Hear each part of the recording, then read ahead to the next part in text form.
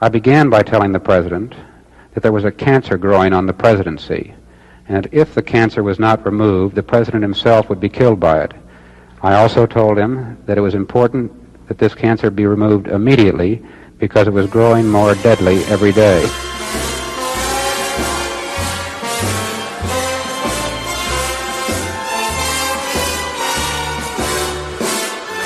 So the question I have for Mr. Dean is, why have you falsely denied your connection to mob-connected, high-priced call girl and madam Heidi Ricken, whose call girl ring was supplying prostitutes to the DNC? Why is your name and private phone number in her little black book? And didn't you really orchestrate the Watergate break-in to secure records of these connections of VIP Democrats using prostitutes, such as your own wife, Maureen? I welcome this kind of examination. We came, and for the international order that we have worked for generations to build. A new world order. New world order. we saw. If suddenly there was a threat to this world from some other species, from another planet, outside in the universe. Always talk to you like they're the law. And then we're going to Washington, D.C. to take back the White House! He died. He died. But that's a wicked woman.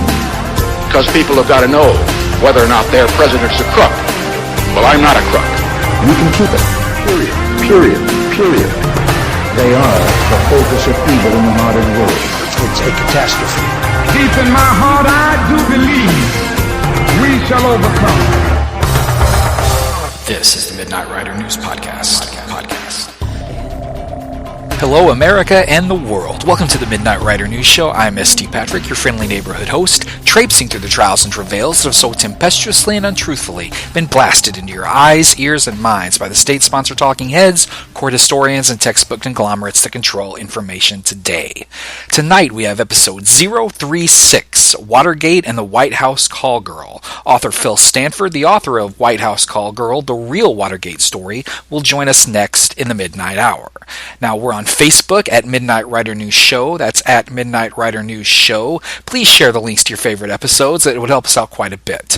We're on Twitter, MWN_ST Patrick. We are LinkedIn at ST Patrick. Our email is midnightridernews@gmail.com. And the free archives of the show can be found at midnightridernews.com. We'll be right back with Phil Stanford.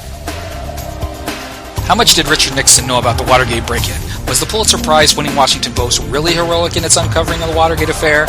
What roles were really played by Alexander Haig and John Dean? And what's this about a call girl ring linked to it all? If you want to hear the story of how Richard Nixon was brought down by a silent coup, listen to episode 003 of the Midnight Rider News Show and allow Lynn Kalani to tell you how Watergate really happened.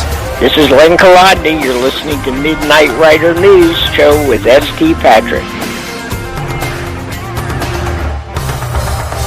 Phil Stanford is an author who has mastered the true crime genre of the wildly fascinating city of Portland, Oregon.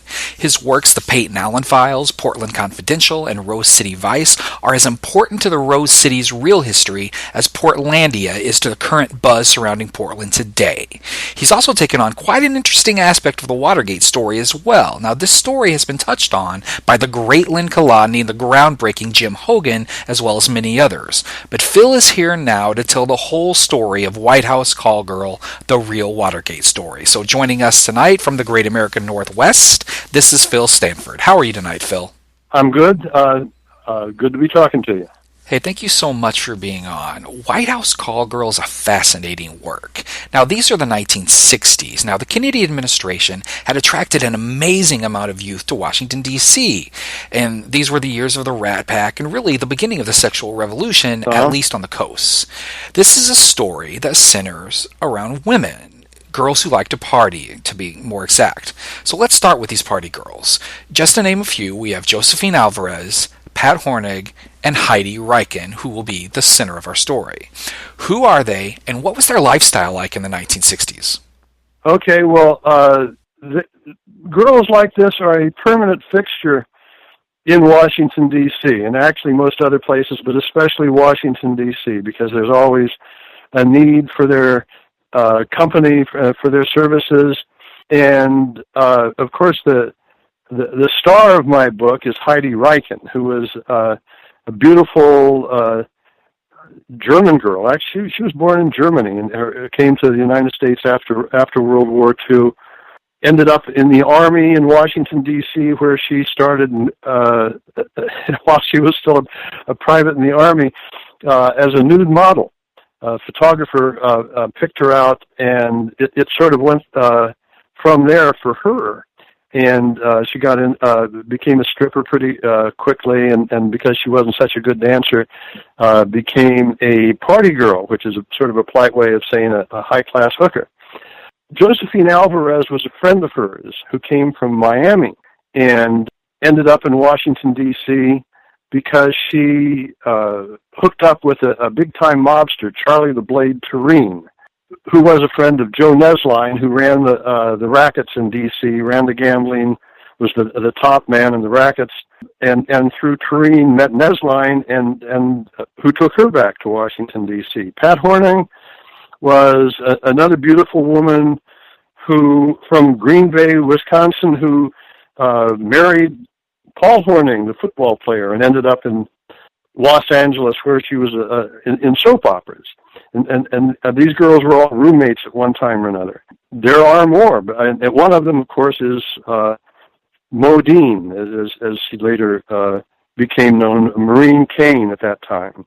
She was a stewardess who met Heidi in Dallas sometime later, and then back in Los Angeles was roommates with these girls. So they're party girls, don't necessarily have to take money for each trick. Maybe it's a fur coat, maybe it's luggage, maybe in Heidi's case it was a Jaguar and a fur coat when she was starting out. She always had a sugar daddy. Most of them, and from time to time Heidi, and it is alleged Mo Dean, would take money. But it was, as Heidi's younger sister, Kathy, told me, the way she characterized it as a high-class prostitute, yeah. This story was corroborated by quite an interesting item, actually. Now, if we were talking about what was solely a political scandal, internal bureaucratic documents may hold some of the answers. But this isn't just a political scandal. We're talking about high-class prostitutes here. And this story was uncovered and then verified to some degree, in part because we found Heidi Ricken's little black book, was it not? Oh, yeah, sure. Well, that isn't actually how I uncovered it. It's what sort of formed the basis for my book, but I'm not the first person to write about this. I am followed after Jim Hogan, who wrote Secret Agenda back in the 80s, and was both praised and ridiculed for it by the Washington Post and the people who wanted to preserve the conventional myth of Watergate, and Len Kolodny, who I understand you've also interviewed, who wrote Silent Coup. And in Secret Agenda, Hogan mentioned a woman. He ran across the story of Phil Bailey, who's the foolish lawyer who got involved and was really basically destroyed by this. He didn't know the name, Heidi's name. Len Kolodny picked up on it sometime later and was able to connect Heidi with the Deans and with Mo Dean, but didn't really have what he needed to prove it. In fact, Dean tried to sue him. He basically won in federal court in libel lawsuit. Walked away from it, still being allowed to publish his book, and got some money besides. Although Dean has claimed that he won. And one of the problems here was that Phil Bailey, the lawyer, always knew Heidi Ricken by her cover name, which was Kathy Dieter. And no one could prove that Kathy Dieter was Heidi Ricken until I got in touch with her sister and got, first of all, her address books, which show the connection to the Deans and to other political figures and to sports figures and to mob figures. And but also got the sister to say yes, she knew that Heidi used the name Kathy Dieter. It tied it all together. And Josephine Alvarez, the other party girl, told me the same thing. So that is, in terms of historical importance, the importance of my book. It establishes that Heidi Ricken, and who's a party girl, was the Kathy Dieter who was involved with Phil Bailey. But I think I'm sort of getting ahead of the story here. Oh yes, we will soon get to Bailey. Now, were you actually able to go through the Little Black Book yourself? Oh yeah, I have copies of it, and in White House Call Girl, certain pages copies of certain pages are printed. Yeah. Now that has to be an interesting read, right? I can't imagine going through it and seeing a page and you know 3 people on the page, and then you turn the page and you know 5 people on the next page. That has to be a revealing experience. Oh, it's of course very revealing. I mean, Heidi was a party girl, that for one thing, but she worked for the mob. She delivered money. She delivered money to Geneva, Switzerland. She delivered money to other gamblers. Gamblers have to trade to pass money back and forth to cover themselves when they're heavy on one team or on another. Layoff bets. She did that, and she had the names of all the major gamblers in D.C., around the country, in New Orleans, Chicago. She had the names of sports figures. I mean, one of her jobs was early on was meeting professional football players, not just to make friends, believe me, but to report to her boss, Joe Nesline, or whoever was working for him, on their status for a game. You know, were they injured? Were they indisposed somehow or other? And there are lots of them from the Green Bay, from Dallas, from New Orleans, and of course from the Washington Redskins in D.C. Phil, organized crime in the 1960s was really omnipresent in the world of vice. Anytime you were talking about strip clubs or bars or houses of repute or party girls, the mob will be front and center in the story. What were the mob ties to these girls? Okay, well, the mob ties to these girls, I mean, they were like hostesses for them. Football betting is a huge multi-million-dollar business. They had to get information. These girls got it for them. One of the books I relied on quite a bit was Dan Molday's book, Interference, which was on mob control of the NFL. He was roundly criticized for it and attacked in the New York Times. But it's solid. It's solid work. And at that time, games were being fixed. Besides that, they make money on a tenth of every losing bet. It's millions of dollars every week. There's a lot at stake. So the prostitution is part of it. That's where the girls come in, of course. Did I answer your question on that, or did I stop short? Yes, absolutely. And I wanted to ask you about the mob ties to Richard Nixon before he enters the White House as well. Oh, sure. But as I see it, it's not just the Republicans. I mean, Lyndon Johnson had mob ties. He was tied in with the New Orleans mob, which was controlled the Texas mob. He was getting lots of dirty money. Nixon been reported by a number of people. Starting off in California, was getting money from the Los Angeles mob. Mickey Cohen gave him money back then when he was running for Congress.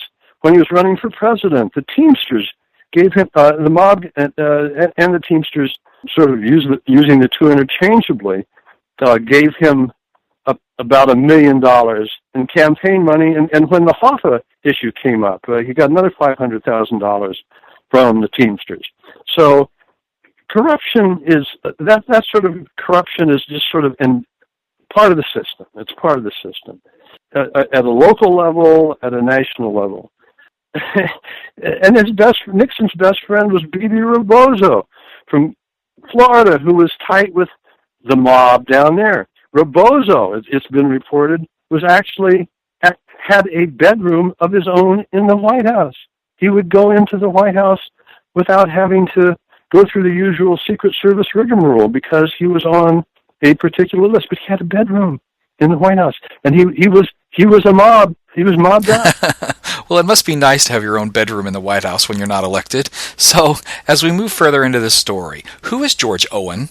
George Owen was a club owner in Dallas. He had a place called the University Club, which was about, this is always very interesting, about 3 blocks from the Carousel, which was owned by Jack Ruby.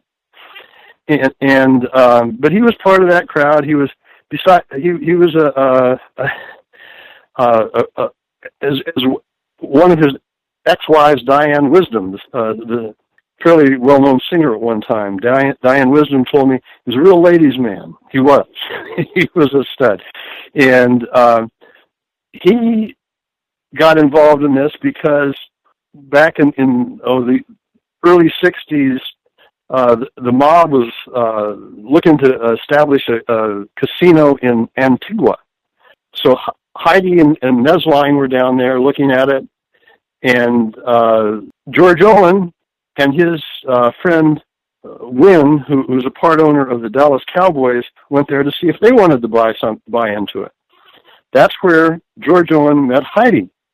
So they had a fling. He took her back to Dallas, and he had a lot of girlfriends, so that didn't last too long, but that's where he met Maureen Dean, who later became Maureen Dean. I think I mentioned her before as a stewardess who was stationed down there. And that is where he comes into this story, because he and Maureen got married. He and Mo were married for a while. And it goes from there, yeah. And for those out there playing the Midnight Rider News home game, I'd like to play 6 Degrees of Separation here for a second. So Phil has mentioned the NFL, the Dallas Cowboys, and ties to the mob and call girls. It's worth noting to our very bright audience at this point that Clint Murchison was a part owner of the Cowboys in this period. So take that and do with it what you will. So on to the story of this Maureen Kane, or Biner, or Dean, or just plain Mo.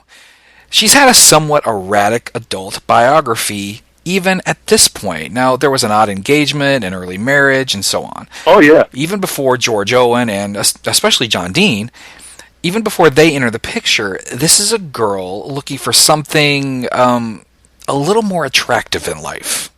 She, when she was 19, she was dating a celebrity doctor. I forget his name right now. In his 40s, who was smitten with her. I mean, she was a cute little number for sure. She writes about it. She wrote a book that reveals more than she really intended to. But as she sees it, it was anyway. At one point, he gave her a 9.5 carat diamond ring, and then obviously thinking that he was going to get more from than he did, she broke it off, and he tried to get the ring back.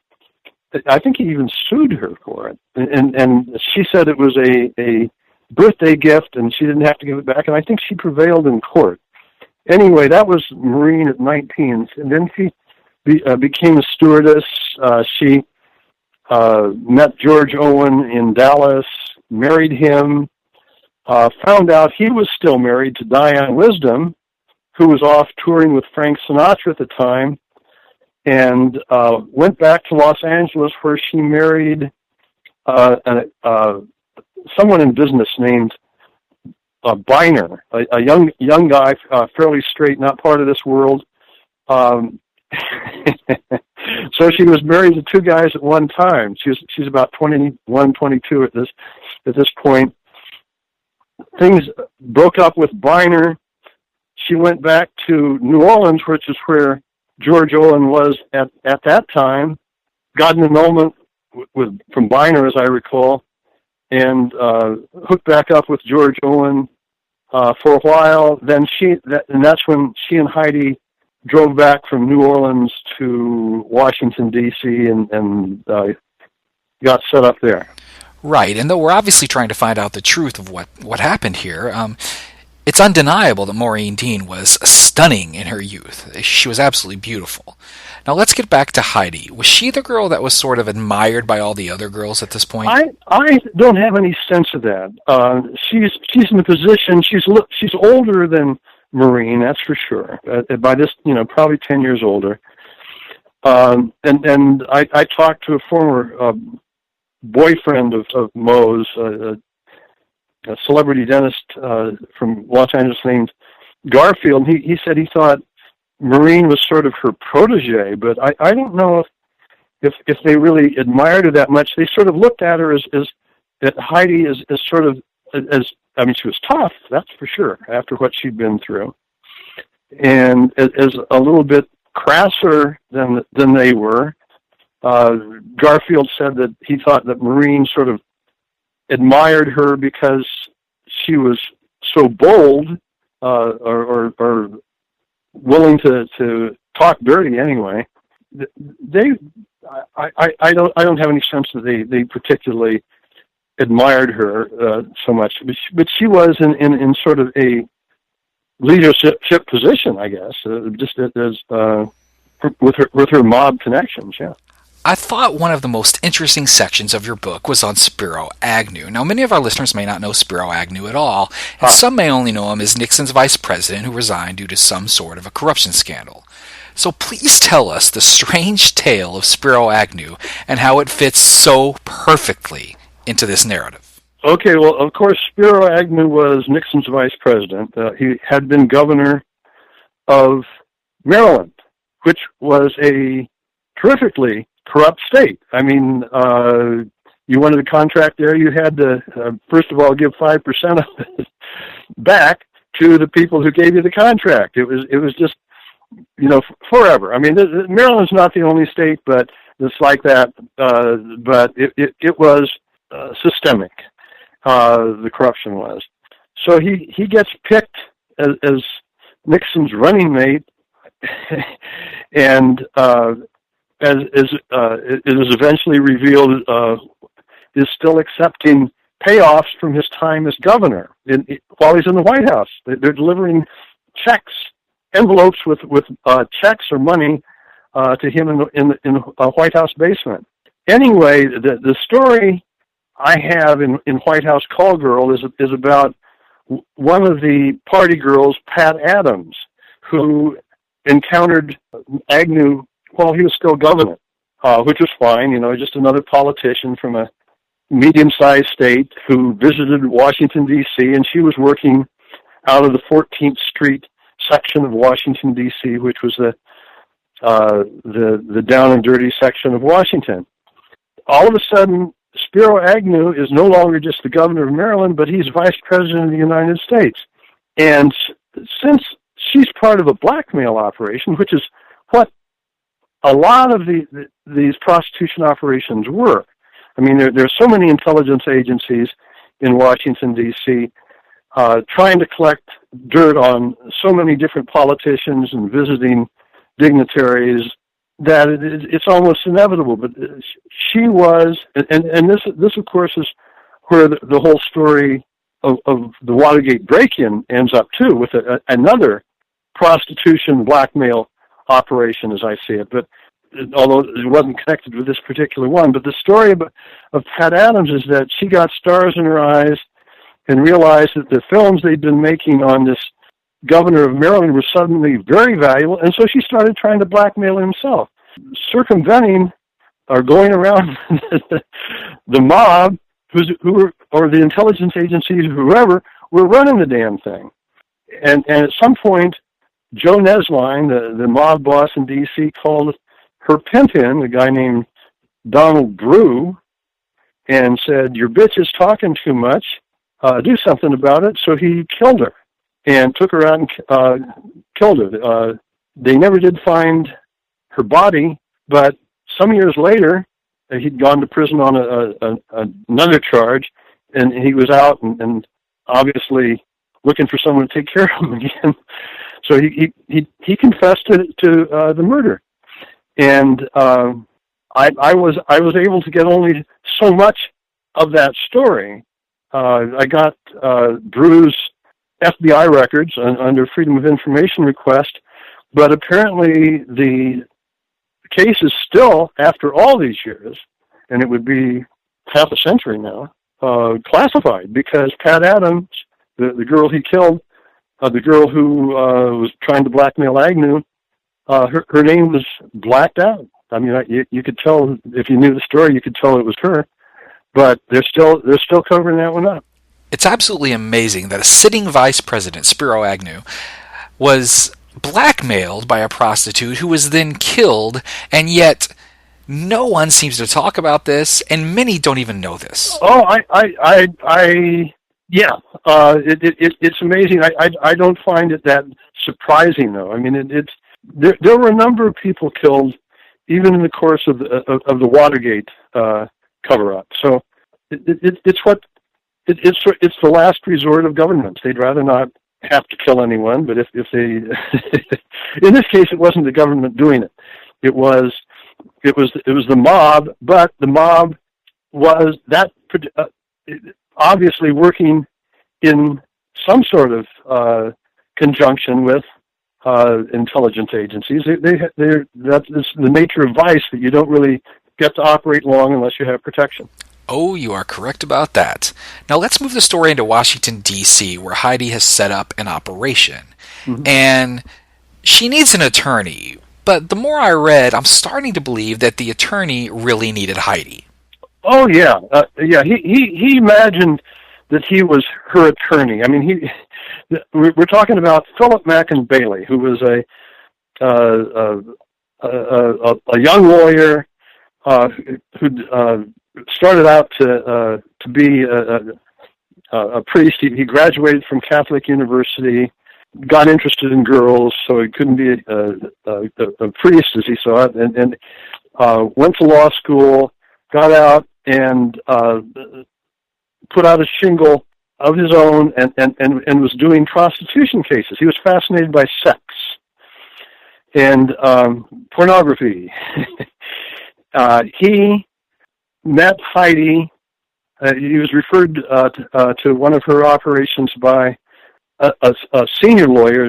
He called him Jay the lawyer, who had taught him how to bribe the local vice cops in the prostitution cases. Give him $50 not to show up, the case is thrown out. And so he had already developed a sort of a working knowledge of how that kind of law, anyway, to pay off the cops in vice cases. So after he met Heidi, he did her a favor. He saw a raid coming, and he saw a raid coming down. He warned her. She was grateful to him. They met, and he started bragging to her how he bribed the vice cops. And she says, "Well, do you think you could find out what they're working on?" And he already was finding out from them what they were looking at and so forth. He said, "Sure." So she started paying him $200 every 2 weeks to report to her on what the vice squad was doing. Well, Bailey, who had dreams of becoming an important person in Washington, silly as that seems, took her up on it, started imagining that he was her lawyer, started suggesting ways of getting more business and so forth, and he ended up way over his head. Now you have an interesting chapter in the book where Bailey discovers what's really going on in Heidi Ricken's apartment. Yeah, it's in the Columbia Plaza, which was about a block and a half down from the famous Watergate complex, and she had a place set up there on the 6th floor, I think it was at that time. He visited once and saw a guy he hadn't recognized, didn't know from before, who got up, left the kitchen table or whatever it was, and disappeared, walked down the hall, disappeared into a room. And so he followed him down there, didn't see him in the room, looked behind the curtains, nothing there, opened the closet, and there he was with recording equipment. The guy gets very angry, says, "Get out of here. You don't know anything about it." Pretty soon Heidi comes in, and she's late for the appointment, and explains it to him and says, "Phil, these are the cowboys. They're protecting America." And he knows by this time he's over his head, but he also knows that there's really no good way out of it for him without getting disbarred. So he goes, and he's fascinated by it. He's fascinated. He doesn't stop. Well, of course he doesn't want to get out at this point. For maybe the first time in his life, he has access to information on the rich and powerful. And as you said, he's a former student of the priesthood, so he's now elbow to elbow, or maybe random body part to random body part, to some beautiful women like Heidi and Josephine Alvarez and Maureen Biner. Absolutely beautiful women. Right. But this brothel to Washington, D.C.'s elite that Heidi's running at this point, as you said, blocks from the Watergate complex, this has an interesting tie to one James McCord, does it not? Okay, well, the manager of Heidi's operation, which is really an intelligence operation, because they're filming stuff for blackmail, is a guy named Lou Russell, who's a former FBI guy who's alcoholic, probably drummed out of the FBI because he drank too much, but he maintained his connections and was working as a private eye. He was at that time employed by James McCord, who was a former CIA guy who was an extreme right-winger for one thing, but was an expert with surveillance and bugging and that sort of thing. And James McCord would re-enter the story very soon. But at this time, who decides that connections to the DNC, the Democratic National Committee, must be made, and how are they made? Okay, well, Heidi had the prostitution operation set up, and there were professionals working there, but she wanted what she called, described to Bailey as first-timers, girls who were not professionals, who would maybe be more attractive to some of the people they wanted to bring into their operation, to film and and eventually blackmail. So once Bailey heard that, in the course of one of his regular every 2-week meetings where he'd get his $200 for telling them what the Vice Squad was doing, he started volunteering information, and he knew from his work he'd done on Bobby Kennedy's campaign that a lot of knew some of the girls who were working at the Democratic National Committee offices in the Watergate complex. So he started trying to make contacts there, and I guess Heidi did too, and eventually they made a number of contacts with girls there. Bailey took down a lot of their names. They gave them code names. Bailey wrote the code names into his phone books. And it's at this time that Bailey makes contact with the girl in the DNC that he cryptically calls Champagne. Champagne was a nickname they gave one of the girls who made calls from the Watergate DNC offices to Heidi's operation to line the visiting firemen up with female companionship. Yeah. Champagne wouldn't be a long-term contact per se, but she's important as a proof of concept, so to speak.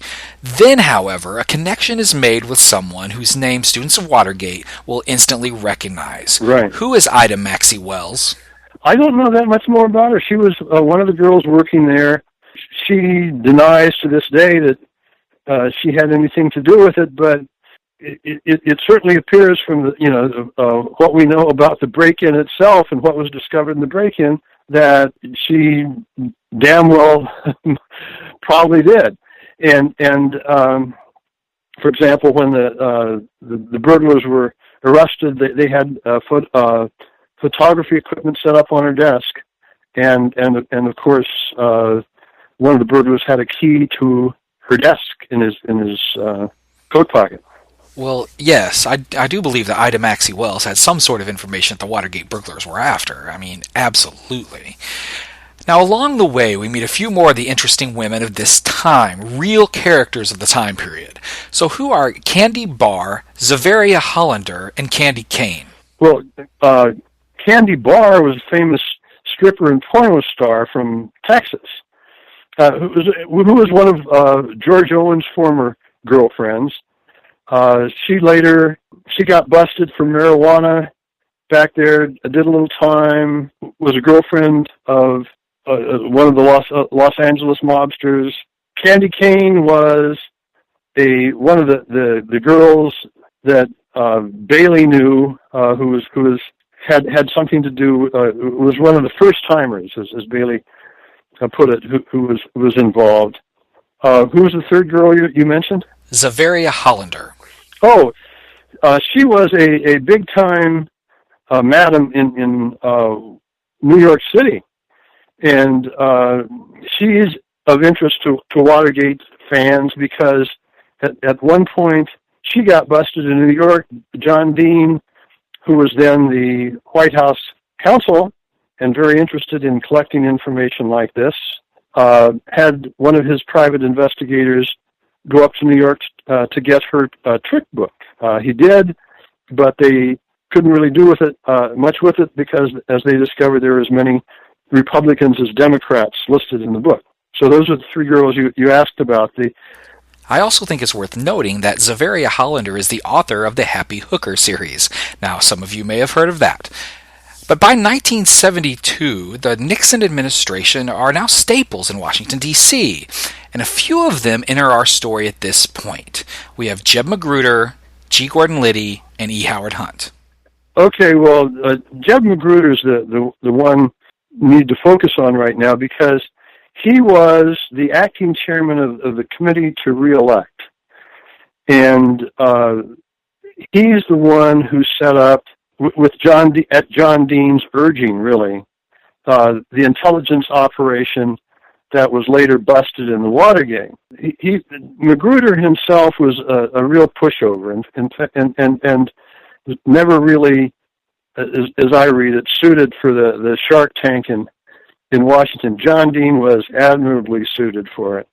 And it was, as I see it, it was John Dean who was driving this whole thing. But Magruder, according to Bailey, was seeing Candy Cane, which is the nickname for one of the girls. She worked and had a government job, but she liked to give massages and apparently had been introduced probably by Heidi or by Dean or by Mo to Magruder. Magruder's name, this is one of the more significant names in Heidi's little black book, is, bless his heart, he's there, and his home phone number is in her book.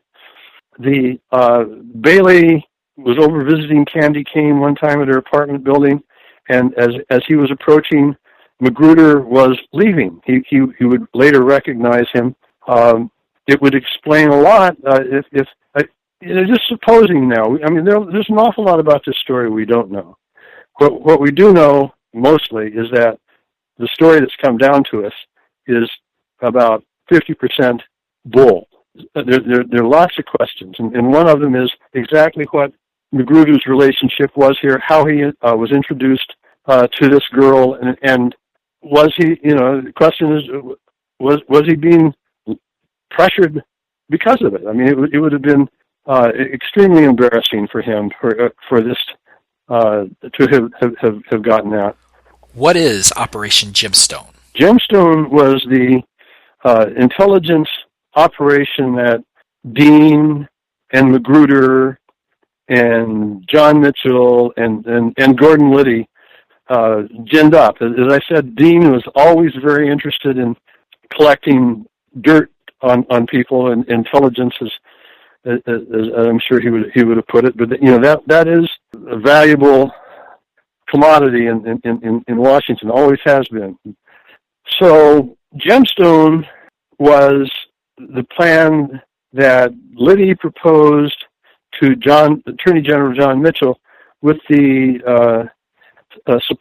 with Dean's support, and involved a plan for kidnapping demonstrators, for surveillance, for all sorts of dirty, underhanded tricks, and eventually these same people were asked to break into the Democratic National Committee headquarters for reasons that today are still not absolutely clear.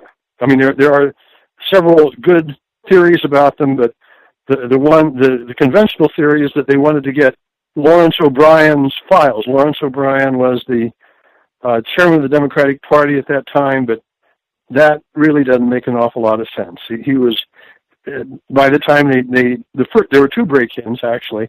By the time of the first break-in, he'd already moved out of the Washington office and was set up in Miami, where the convention was going to be. Right, and we're almost at that point. But before that, this entire operation almost comes to a screeching halt. Who is Astrid LaFlame, and how did she almost bring the whole operation crashing down? Okay, well, remember good old Phil Bailey, the foolish lawyer, who was then about in his late 20s, was certainly drinking too much, partying too much, but he was out of control in other ways too. He had, partly because he so unrealistically obsessed with sex and politics, he had come to the conclusion that the way to achieve power in Washington, D.C. was to become a pimp like Bobby Baker, Lyndon Johnson's guy, the bagman, and so many others actually. Bobby Baker had always had girls he could dangle in front of politicians. Bailey wanted them too, so he started off trying to turn out college girls he met. He even put ads in the University of Maryland paper, as I recall, asking for girls to be interested in partying. I don't think they were explicit, but that's how he met some of them. Astrid LaFlame was one of them. She was a student, and at some point he proposed to her that she could become a high-priced call girl, and he sort of presented himself as someone who was much more accomplished than he really was, so that she thought he was a big deal. And to his surprise, she said, "Yeah." Amazing. So, somewhere down the line, after this happened, I mean, he turned her out at parties and so forth. She got arrested, and all she had to bargain with was what Phil Bailey had told her. And what he had told her was such an exaggeration that the police or the FBI, which got involved, thought that he was a major pimp and servicing government officials in Washington. And so they raided him, his little office, and took his address books, which had not just like the 4 or 5 girls he thought that he could prostitute himself, but all the other women that he'd been discussing with Heidi in her truly big-time operation, and their names and their code names. So the FBI put him in, they arrested him, and that's when it really hit the fan for Bailey and for so many others, people whose names were in the book, including Mo Biner's name was in the book as MB. Right, and speaking of Maureen Dean, or Maureen Biner at this point, we should really go ahead and clear this up. What were Maureen Biner and John Dean's roles in Heidi's operation at this point? Well, they partied together. Mo, I guess, was living with John at this time, but she continued to see Heidi. They traveled together. The two girls did. Dean was connected with Heidi in another way too. At one point, the Teamsters were lobbying him as White House counsel to affect the Hoffa case. Hoffa wanted to get out of prison, and so they had Heidi go lobby Dean for them. I don't know how effective it was at all, but trying to think of any other connections. Did you have something particular in mind? Well, no, nothing really specific, but what I'm trying to do is establish the connection, because at some point, Maureen and John are both going to really deny knowing Heidi, at least knowing Heidi that well. They're going to say, well, we kind of knew this girl, but not really that well. Oh, that's nonsense. I just wanted to establish that there was a connection throughout. Mo had been traveling with and living with Heidi for several years at this point. They all went to parties at the Dean's place in Alexandria or Arlington. I forget where it was. One of the great advantages of having Heidi's phone books is that John Dean and Mo are all over them. I mean, she has about 5 numbers for John Dean. And I mean, this is not a casual relationship at all. She has all of Mo's numbers. They're tight. They're tight. That's what they are. Right. Now, someone asked me recently, while in a discussion about this, if Maureen Dean was actually a prostitute, if we had any evidence of that. Now, what do we know? Well, I have reprinted in White House Girl and White House Call Girl the affidavit from a gambler in D.C. It was an affidavit taken in the course of one of the trials I mentioned. He says that both Heidi and Mo were prostitutes, that he'd slept with Heidi and that his roommate had slept with Mo, and that I just was looking at it again today. At the end, it says Billy Rice, who owned the Billy's, the mob hangout in town, had told him that he'd slept with both of them. So, yeah, I'm quite sure that Mo didn't think of herself that way, but she, according to McLaughlin, she was. She had been. So now it's June of 1972, and the Watergate Five, as they would be called, Bernard Barker, Virgilio Gonzalez, Eugenio Martinez, James McCord, there's that name again, and Frank Sturgis would be caught breaking into the DNC headquarters. Right. Now, it was the second break-in, actually, and the office is located at the Watergate complex, thus, the name of the scandal. Why did they break in twice? What were they in search of, and who ordered it? Well, even among people who would be considered revisionists on this, there's a difference of opinion on what they were going for, okay? I think Len Kolodny, who wrote Silent Coup, thinks that they were looking for photos of the girls, photos that would be shown to the visiting firemen. I think it's more likely that they might have been looking for names of clients. I don't know. I really don't know. Of course, the conventional version is that they went in to tap the phones, but there's so many games being played here that are to plant bugs, and there's so many games being played here you don't really know. What does seem clear to me, and I don't doubt that someone wanted to plant bugs, but there's a theory that a pretty good theory that even that was sabotaged by McCord and the burglars. If this was part of a CIA blackmail operation, they were filming these people not because they liked the pictures, but because they wanted to have leverage on them. They wanted to have blackmail points. That the White House might have wanted. Dean might have wanted this for his own information for his own purposes.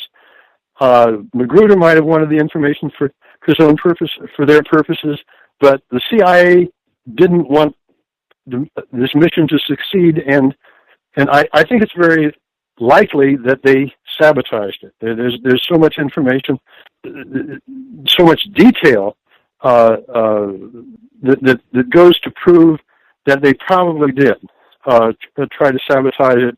And although I'm sure McCord didn't want to get himself arrested, he didn't mind getting the rest of them arrested. Why did they want to sabotage it? Because it was their, they didn't want their operation exposed. Right, I can see where that might be the case. So at this point, I'm just going to ask you straight out: who do you think ordered it? Do you think it was John Dean? The actual order to go in to the White House, into the Watergate, was given by Magruder to Gordon Liddy, and Gordon Liddy was probably the only guy on the team who wasn't in the know. The rest of them were had long-standing CIA connections. Eugenia Martinez, one of the burglars, was still reporting to his case officer when this was going on. So Magruder gave the order, but the only way I can read it is that he was doing what John Dean wanted him to do, but Dean was so clever that he got Magruder to put his ass on the line. Phil, I've heard some speculate that John Dean ordered the break-ins in large part to extract from the DNC whatever information existed about Maureen's past, which also makes me believe that if Maureen had engaged in similar activities to Heidi, that it wasn't really that long before the break-ins themselves. Do you believe there is any truth to that having been Dean's motive? That's one theory, but I don't know how. I mean, it's possible. We don't know. And there's an awful lot. I guess my main message to your listeners is that there are just still a lot about the Watergate burglary we don't know. But and anyone who tells you otherwise, meaning the Washington Post and primarily, is feeding you a line.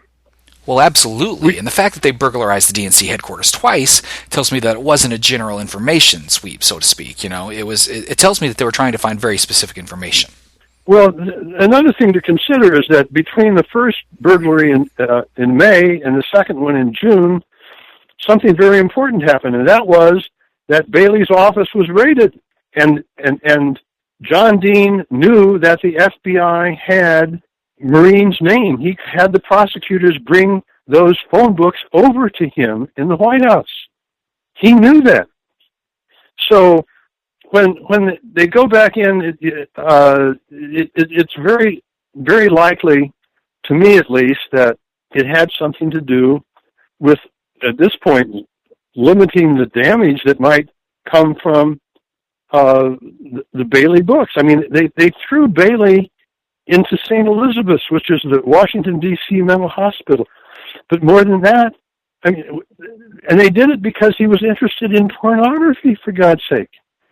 I mean, they declared a lawyer who was practicing in the courts of Washington, D.C. one day to be criminally insane. They threw him in the ward for the criminally insane. They broke him. They absolutely broke him. They could not afford to have him talk about what he knew. He didn't know what he knew. He didn't know who Maureen Dean was. He didn't know that she was married to, or she was living with, and then she got married to the counsel to the president. He didn't find that out till he was in prison looking at her on TV, for God's sake. Yeah, you know, thank God that's not really a common state reaction anymore. And, you know, it seems that just when everything is crashing down, and this has always been fascinating to me, just when the Watergate thing is beginning to explode and everything comes crashing down, now John and Maureen Dean decide, perfect time to get married. Yeah. Why? Well, and Maureen at that time had left Washington, D.C. and was out partying in Los Angeles when John Dean called her and asked her to get married. Well, she'd always wanted to marry someone who was rich and famous or famous. And so she took him up on it. That's part of the answer. The other part of it is that knowing John Dean, as I think I do after reading about him, studying him for so long, after being sued by him, he understood as a lawyer anyway that she would not be able to testify against him. I don't know if that's the case. But John Dean is a very clever man, and I wouldn't doubt that it occurred to him anyway. Most Americans learned about Watergate through the reporting of the Washington Post, and then, by extension, the popularity of the book and film All the President's Men.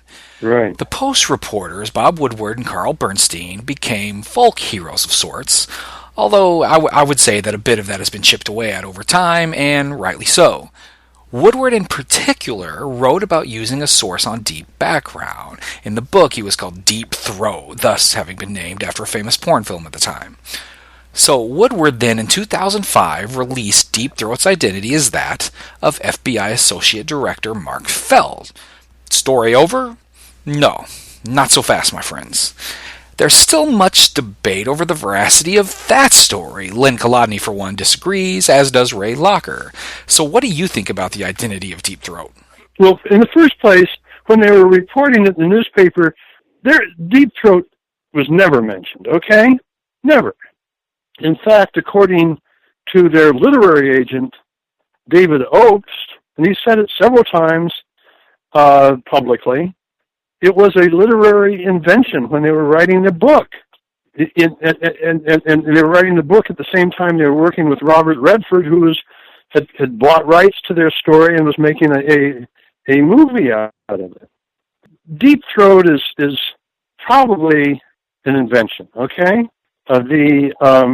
Most likely it's a combination of several people, probably high officials in the FBI who were jockeying to replace J. Edgar Hoover, and probably not the one who's come forward whose grandchildren came forward and claimed that he was Deep Throat.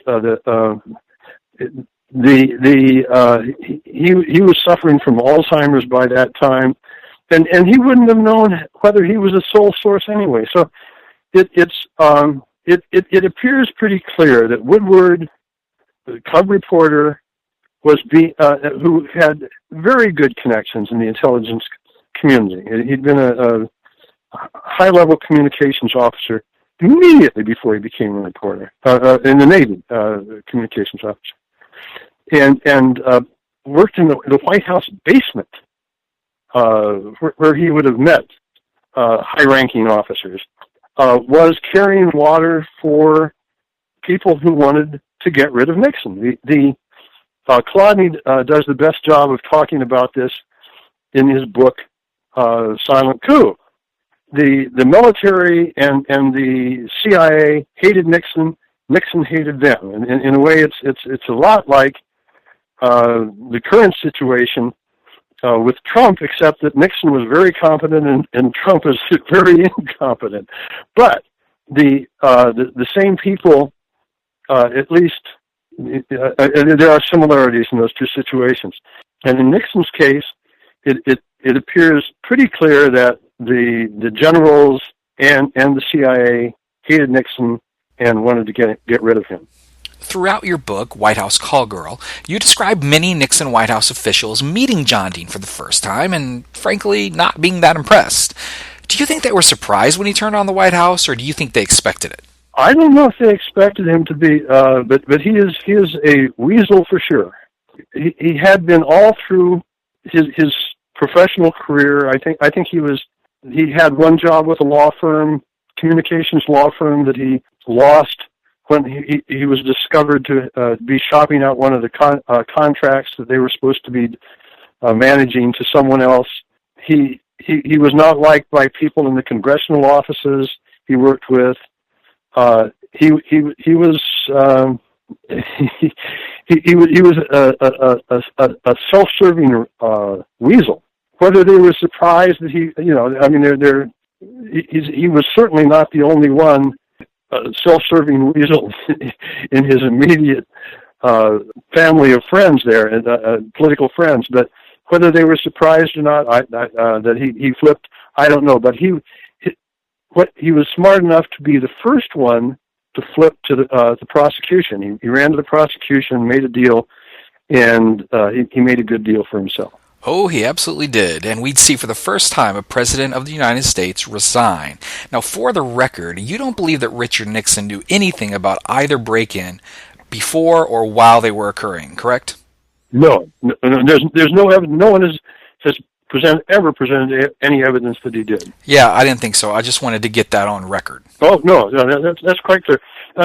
Obviously, they got involved in the cover-up. But Dean was managing the cover-up, for God's sake.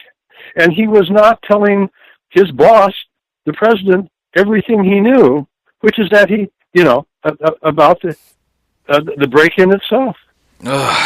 It's incredible, it's egregious, it's amazing, and it's really sad, frankly, but it's a story I can see happening today, and believe me, I can see it happening today.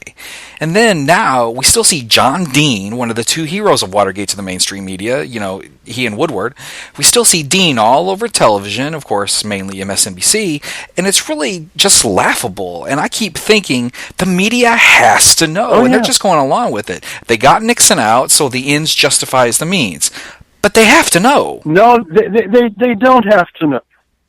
You would think you'd think they'd know, but people in the media are sort of trained not to look beyond what is acceptable to their bosses, to the general public, and they know, as the saying goes, which side of the bread is buttered, the butter is on. So it prevents that, and that prevents them from really seeing what is obvious to other people who don't have a vested interest in advancing their careers by saying the right thing. I mean, I'm going way beyond what you want to say, but a lot of this Russian collusion stuff is the same thing. There's no evidence out there for that. But all the media is going along with it. I don't like Trump. I didn't vote for him. But the media has been swept away with the same sort of nonsense. And a lot of it is being promoted by a lot of the same people who, in terms of institutions they represent, who brought down Nixon. I didn't like Nixon either. At the time of Watergate, I was working for a Democratic congressman in Washington, D.C. I'm not a Republican, or a Democrat for that matter, but I'm certainly not a Republican partisan. And even less with Trump, I couldn't vote for either one of them this last time out. But to get back to your point, yes, they trot out John Dean because it serves their purposes. I mean, he's now he's doing his dance, and he gets away with it because most people in the press really don't understand much about Watergate, for example. They don't. So the years pass, and then scandals begat scandals, and we have every scandal with the name Gate attached, obviously starting with Watergate.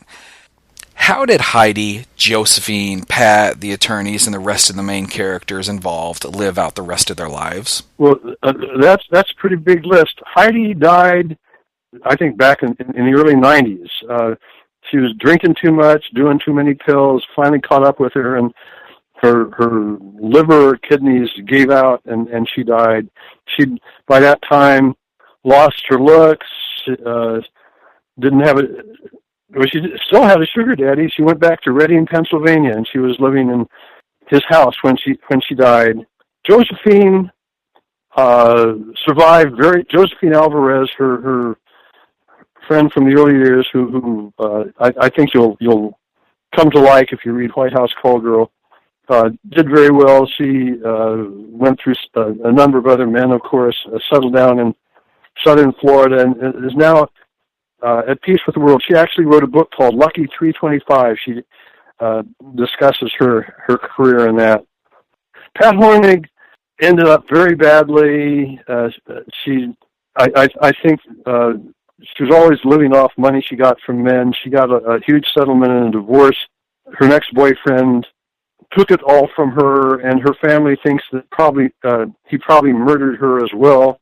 There was never any police investigation of that, though. Wow. So Maureen Dean has spent the last 4 decades detaching from the story, both in person and in writing. John Dean, however, has litigated his end of the story multiple times, most notably against our friend Lynn Kolodny. So it does make me wonder, Phil, if these stories are true, why wouldn't John and Maureen have just let time pass and allowed people to forget the story altogether? I mean, they already have the mainstream media on their side and have from day one. Well, I don't know. I mean, her old friend, former boyfriend, Jack Garfield, the celebrity dentist, when I talked to him, said that he was worried about her because he was spending so much time secluded in the Dean's house in Beverly Hills. They have a fantastic house behind a gate, and he seemed to think she was sort of hiding out there. I think probably that she feels she's Dean is a very forceful character, and I think there's a chance that probably she feels she's sort of captive to this. I wish she'd come out and just tell her story. She's got a lot to tell. But she has disappeared from the public for years and years. I'm really sorry. And she's written several books, or had them ghost written for her, of course. One of them was about a young girl, very much like Maureen Dean, who was with an icy blonde woman, very much like Heidi Ricken, who ran a prostitution blackmail operation in Washington, D.C. Now, it's all fiction, of course, but I think that probably Maureen Dean needed some inspiration for it, and I would love to have her elaborate on what her inspiration was. Yeah, that's incredible. See, even when they don't want you to talk about it anymore, they find a way to throw it back in your face. So I'm interested to find out how you got interested in this story and how you decided to write the book. I got interested in the story back in about 1985 or 86. I'd been in Miami, living in I guess on the beach, in Miami Beach, but before it became shishi or expensive, and living pretty much in the underworld. I mean, that's another story. But I came back to Washington, D.C., where I'd been writing for magazines. I dropped out about 4 or 5 years earlier and gone to Miami. And I discovered Jim Hogan's book, Secret Agenda, which I thought was stunning. And I was amazed that no one was paying attention. I mean, it is truly a groundbreaking work, and Hogan is a brilliant writer. And he's the one who first propounded the theory on which this and a silent coup are based. But he, of course, he just barely touched on the Phil Bailey story. I got in touch with Phil Bailey, who by this time was out of prison, of course, and he'd gone through a lot, and he was still a little bit loopy from all of this. He didn't know what had hit him. He was a lawyer, now disbarred, dismissed as crazy because he'd been in the insane asylum. And I started talking to him, trying to sort of bring his memories back. And I planned to write a book, but I never was good enough to manage to see it as large a scope as needed to be seen to write the book. I didn't understand it myself. I had his story, but I didn't know what it meant, and I didn't understand the connection to John Dean. That was what Len Kolodny did. He took some memos I wrote. I was trying to peddle that book, not knowing what it was all about.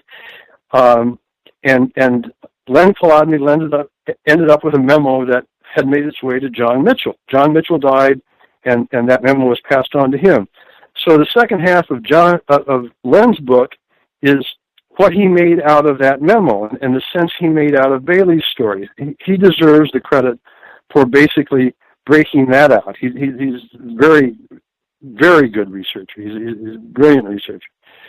And so anyway, that I worked on that. I talked to Carl Schaffler, who's the great detective in the story, White House Call Girl. I actually met Heidi once, and she didn't tell me anything. She was 50. She was obviously in failing health. She's still quite beautiful. She's quite beautiful. And so I gave up on that story. I broke my pick on that.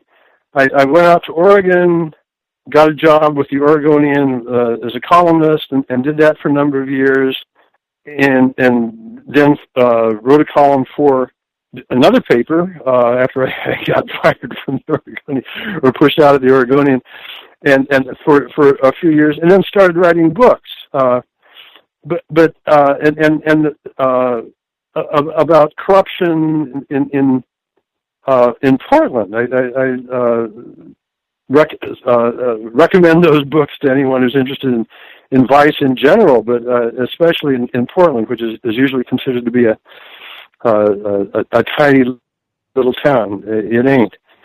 And after I finished the one book, I said I've got some unfinished business, so I went back and I started trying to put this Phil Bailey story together and the Watergate story, because there was more, and neither Hogan or Kolodny had proved what they had to prove about Heidi Ricken. So I started calling around in Heidi's old neighborhood in Reading, Pennsylvania, and I found someone who knew her sister, and they finally got in touch with her. The sister was in Texas. I met her and her husband down in Austin, and made arrangements to get the little black books and the photographs you see in White House Call Girl. So that it was, for me, it was unfinished business. I'd failed before, back in Washington, D.C. when I tried to do it. So 20 years later or so, I got back to it and was able to write White House Call Girl. Well, White House Call Girl is a phenomenal work. We'll have a link to it on MidnightRiderNews.com. Where can people follow you and your work online? I guess the best way is just to go to Amazon, put my name in, or I've written 3 books about Portland, vice and corruption in Portland, Portland Confidential, Peyton Allen Files, which is a famous murder case that I think I saw. And most recent came out this spring is Rose City Vice, which is subtitled Dirty Cops and Dirty Robbers. It's about a vice scandal in the 70s. Well, we'll continue this story of Watergate with the next episode. We're actually talking to Ray Locker, so that'll be fun.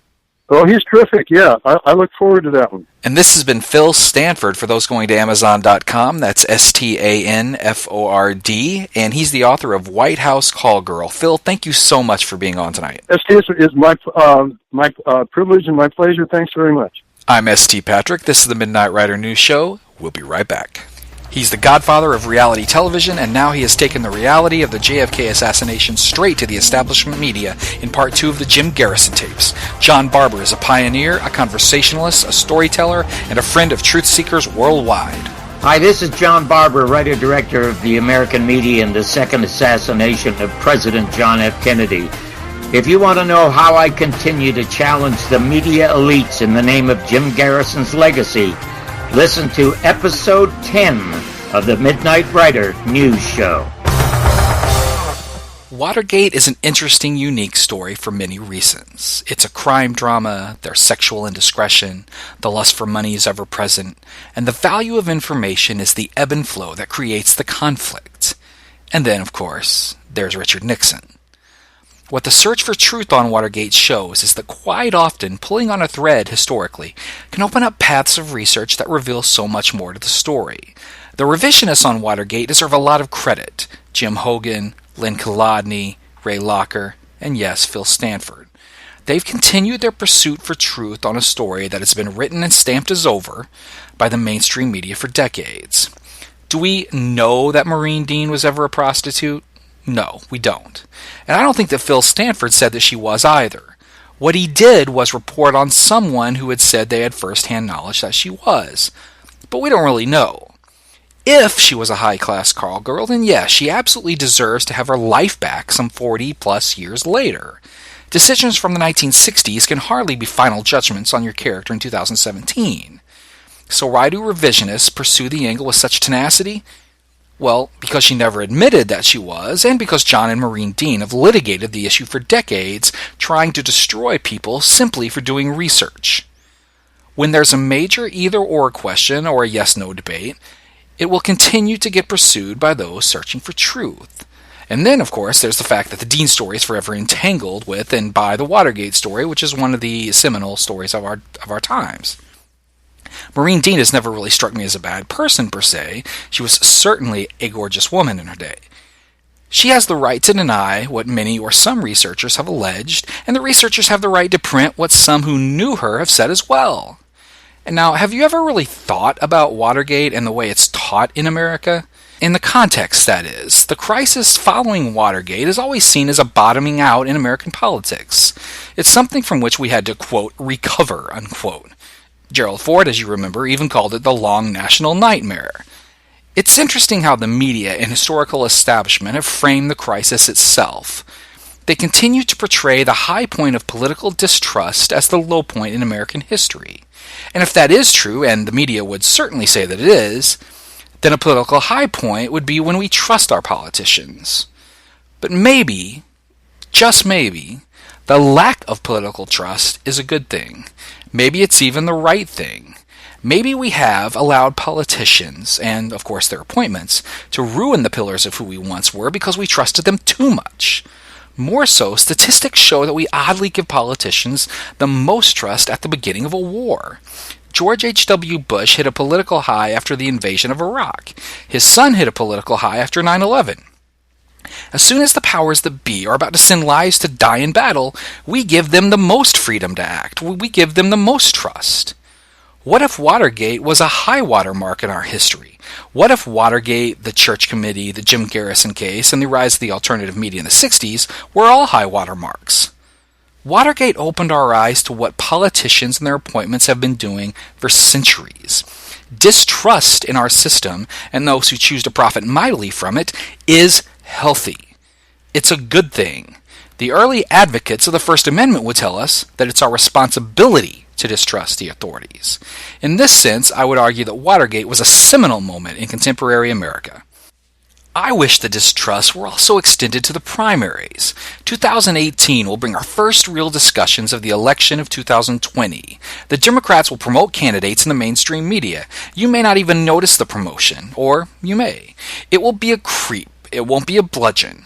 You'll start seeing certain politicians on talk shows and then so-called news stations. You'll see them all over. They'll get asked these big questions about these big issues, and then, of course, they'll act like there's a groundswell of support that has come out of nowhere. They'll act like it wasn't planned at all, which you should know that it was. The disappointing part will be that Democrats will unite behind the party's nominee simply because the nominee isn't Darth Donald. The whole election will then become a sci-fi film, sadly enough. Rather than seeing systematic problems that can only be cured with a total rejection of both parties, the minority party always sees their candidate as the solution rather than the next version of the problem. And that's how the cycle continues. And we have no one to blame but ourselves. Hello, my name is American Voter. I'm a two-party systemaholic, and I need help. Now. From the other side of the mountain, on the best side of midnight, I wish you peace. The Midnight Rider News Show with St. Patrick is a production of MidnightRiderNews.com. Copyright belongs to St. Patrick and all rights reserved. You can email us at MidnightRiderNews@gmail.com, and be sure to visit MidnightRiderNews.com for the best in alternative historical analysis. This is Leanne saying thank you for listening, have a great night, and always remember, when life throws you lemons, throw them back and demand chocolate.